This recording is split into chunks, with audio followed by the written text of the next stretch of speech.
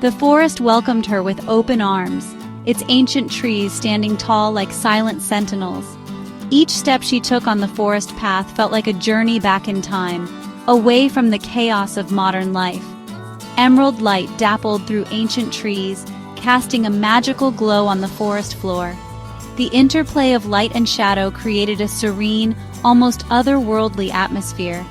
Lily, a seasoned solo camper, breathed deeply, filling her lungs with the pure, untainted air. Each breath was a reminder of why she returned to this place time and time again.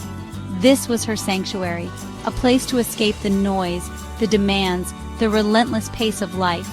Here, she found peace. The forest was her refuge, a place where she could reconnect with herself and the natural world. She pitched her tent by a whispering stream, its gentle murmur providing a soothing soundtrack to her solitude. The sound of the water flowing over rocks was like nature's lullaby, calming her mind and soul. The air, crisp and cool, carried the scent of pine and damp earth. It was a fragrance that spoke of ancient woods and timeless tranquility, a scent that grounded her in the present moment. Unzipping her backpack, she pulled out her well-worn copy of Walden. This book was her constant companion on these trips, a source of inspiration and reflection. A smile touched her lips. Thoreau understood. His words resonated with her own desire for simplicity and a deeper connection with nature. As she settled down to read, she felt a profound sense of contentment, knowing she was exactly where she needed to be. Twilight painted the sky in hues of lavender and rose. A lone owl hooted, its call echoing through the stillness. Lily, wrapped in a thick wool blanket, watched the stars emerge. A symphony of crickets began their nightly chorus. She added another log to the fire, the flames licking at the darkness. Peace settled over her. This was her happy place. No deadlines, no expectations, just the rhythm of nature. Morning arrived, cloaked in mist and the drum of rain on canvas. The forest was shrouded in a thick, almost ethereal fog, making everything seem otherworldly. The rain had started sometime in the early hours, and now it was a steady, rhythmic patter that added to the sense of isolation. The air was cool and damp, carrying the earthy scent of wet leaves and soil. Lily peeked outside. The forest, usually vibrant, seemed muted, subdued. The colors were washed out, as if the life had been drained from the landscape. She could barely see a few feet ahead, the mist swallowing everything beyond. It was both beautiful and unsettling, a stark contrast to the lively, sun-dappled woods she was used to. She checked her compass. The needle spun erratically. Strange. Compasses were supposed to point north, but this one seemed to have lost its sense of direction entirely. It was as if the forest itself was playing tricks on her, distorting reality. She tapped it a few times, hoping it would correct itself, but the needle continued its wild dance. She pulled out her GPS, its screen blank. Unease flickered in her stomach. The device had always been reliable, guiding her through countless adventures, but now it was just a lifeless piece of plastic and metal. She shook it, pressed a few buttons, but nothing happened. The silence from the device was deafening, amplifying her growing sense of dread. She tried her phone. No signal, just a temporary glitch, she muttered, forcing a smile.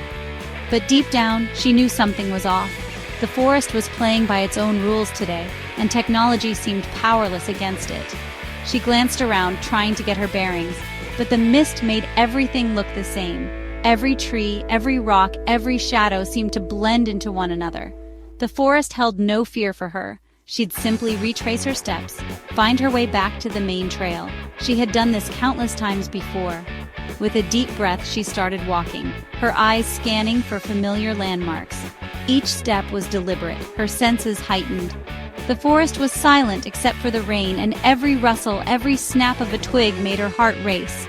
But she was determined. She would find her way back. The rain intensified, turning the forest floor into a muddy bog. Lily consulted her map, but every path she took seemed to circle back.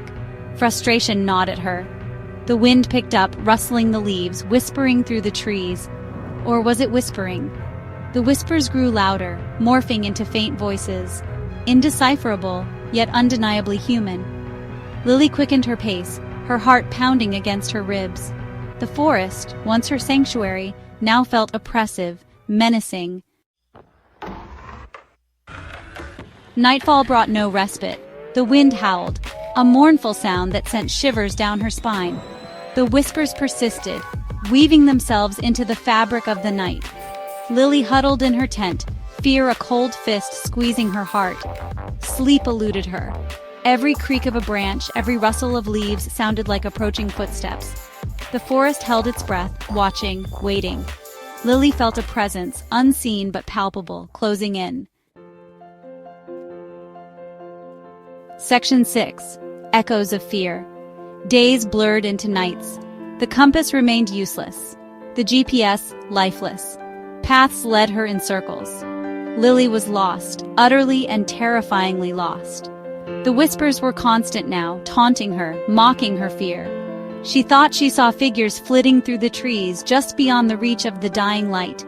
Were they real or figments of her sleep-deprived mind? The line between sanity and madness began to blur. Section 7. The Unending Loop. Exhaustion gnawed at her, but fear kept her moving. She stumbled through the undergrowth, her clothes torn, her body trembling.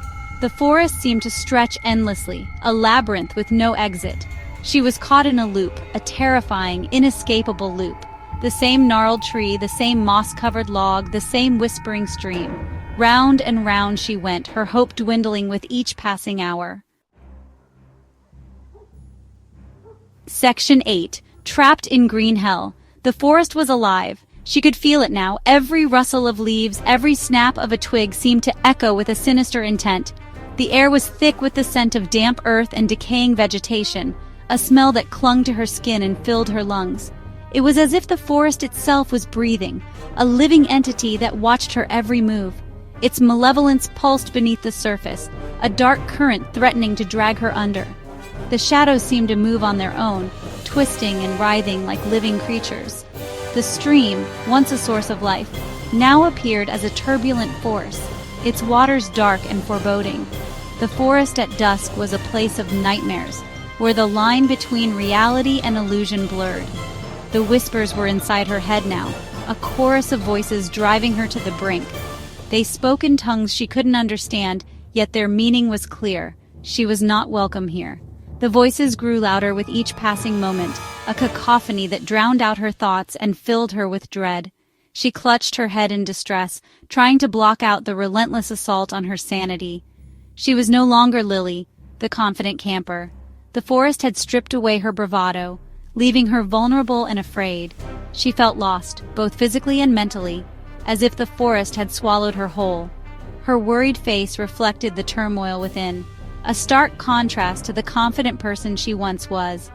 The weight of her backpack seemed to grow heavier with each step, a constant reminder of her dire situation. She was a hunted animal, her senses raw, her instincts screaming at her to run, but there was nowhere to run. Every sound, every movement set her nerves on edge. Her eyes darted around in fear, searching for any sign of danger. She hid behind a tree, her heart pounding in her chest, but the feeling of being watched never left her. The forest was a predator, and she was its prey. The forest held her captive. The dense vines wrapped around her like chains, restricting her movement and trapping her in place. She struggled against them, but it was futile. The forest was an unyielding prison, its trees towering above her like silent sentinels. Her anxious face was a picture of despair, surrounded by the oppressive presence of the trees. There was no escape from this green hell. Section 9. No escape. The realization hit her with the force of a physical blow. This wasn't just a forest, it was a prison, a living, breathing entity that had chosen her as its plaything. Escape was not an option. The forest had decided. She was theirs now,